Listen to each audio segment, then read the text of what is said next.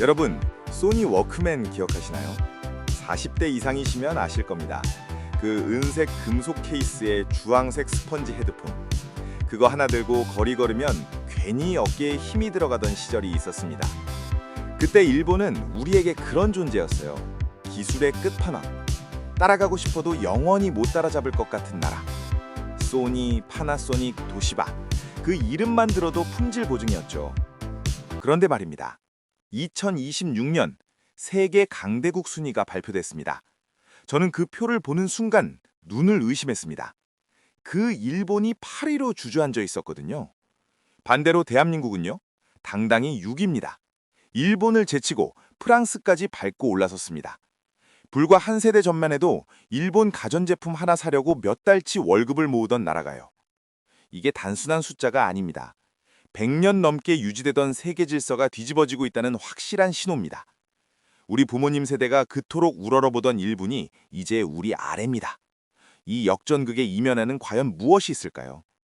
경제, 군사, 외교, 문화, 이 네 가지 기준으로 벌어진 국가 간 경쟁의 결과를 지금부터 하나하나 풀어드리겠습니다.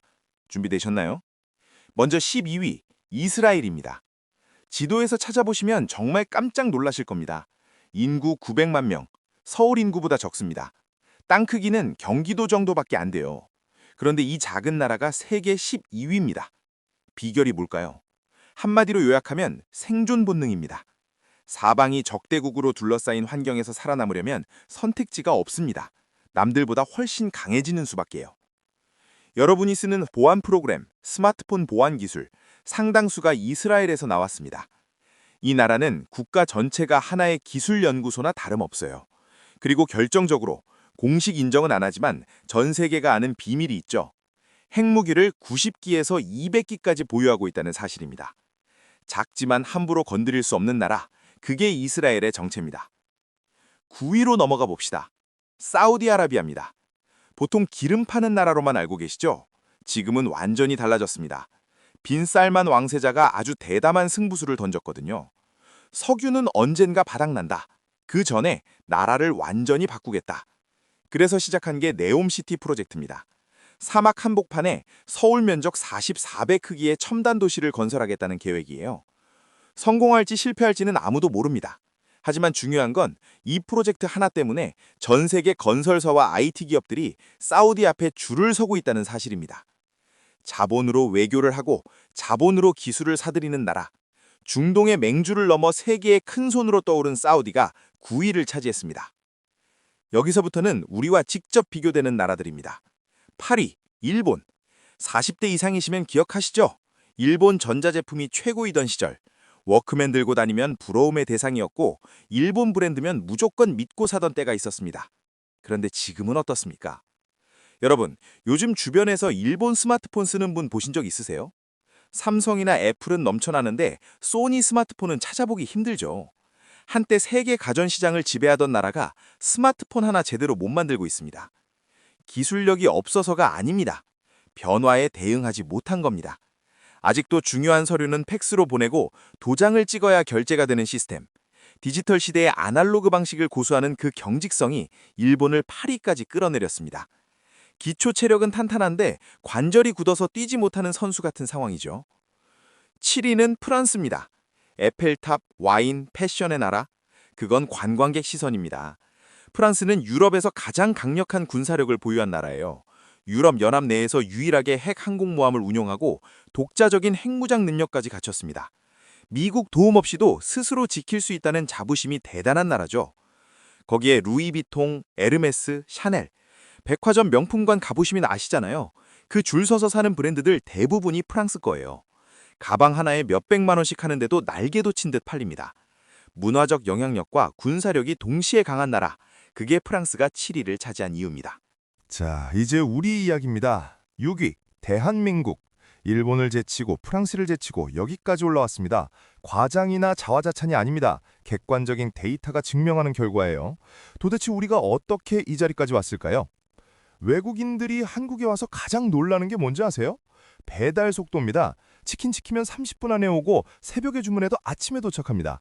사소해 보이지만 이게 우리나라를 보여주는 상징이에요. 빠르고 정확하고 안 되면 될 때까지 하는 집념. 이 DNA가 산업 전체에 퍼져 있습니다. 지금 전 세계 반도체 시장을 보세요. 삼성과 SK하이닉스 없으면 애플 아이폰도 엔비디아 그래픽카드도 만들 수가 없습니다. 요즘 주식하시는 분들 AI 관련주 많이 보시잖아요.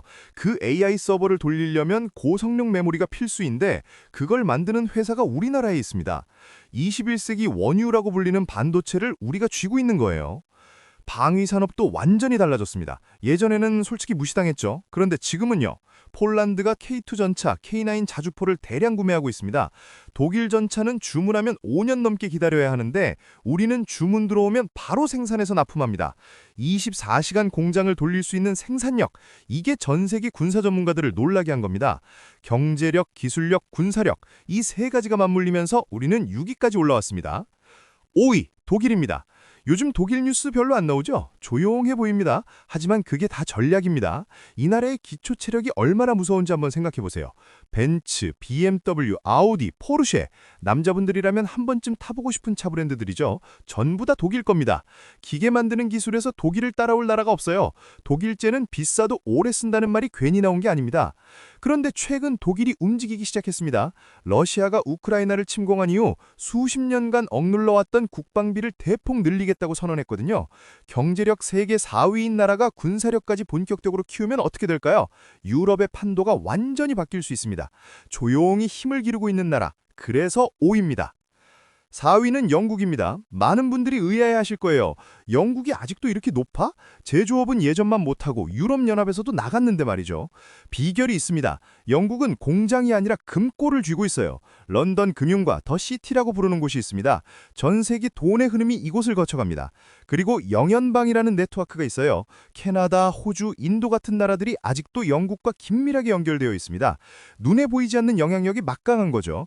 거기에 MI6라는 정보기관, 영화 007이 허구가 아닙니다. 미국 CIA와 어깨를 나란히 하는 정보력을 갖고 있어요.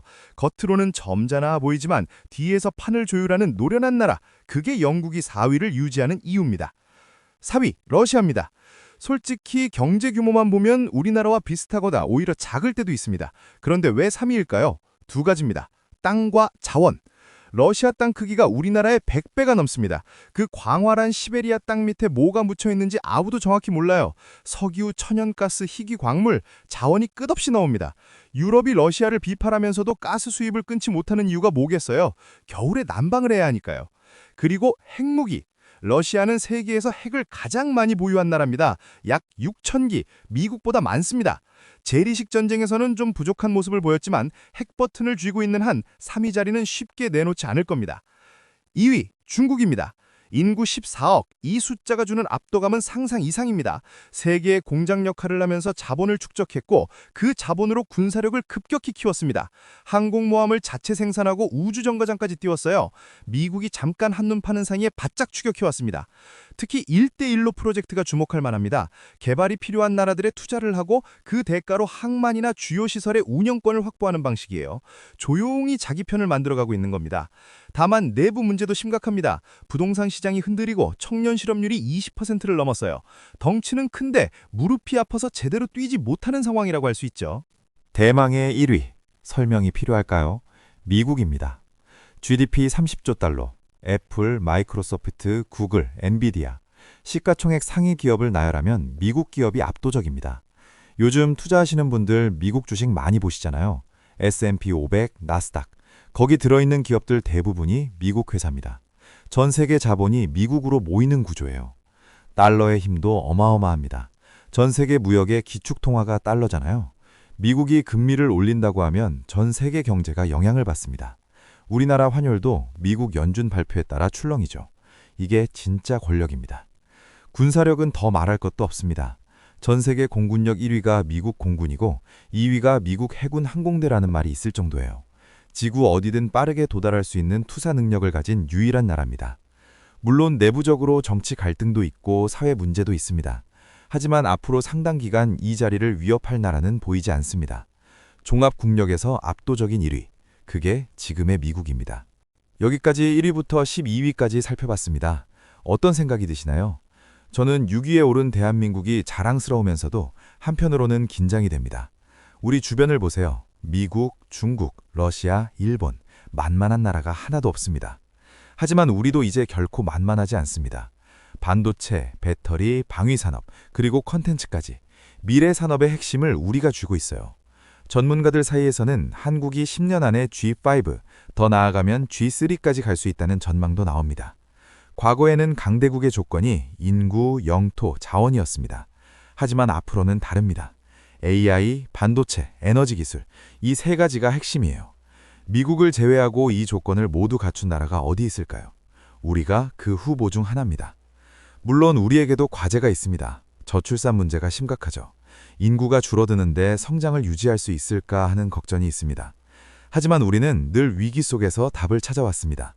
IMF 때도 코로나 때도 그랬잖아요. 2026년 순위가 우리에게 주는 메시지는 명확합니다. 우리는 이미 세계적인 수준에 올라와 있습니다. 자신감을 가져도 됩니다. 지금의 성과는 윗세대가 만들어준 기반 위에 세워진 겁니다. 이걸 지키고 더 높이 올라가는 건 이제 우리 세대의 몫입니다. 여러분은 대한민국의 미래를 어떻게 보시나요?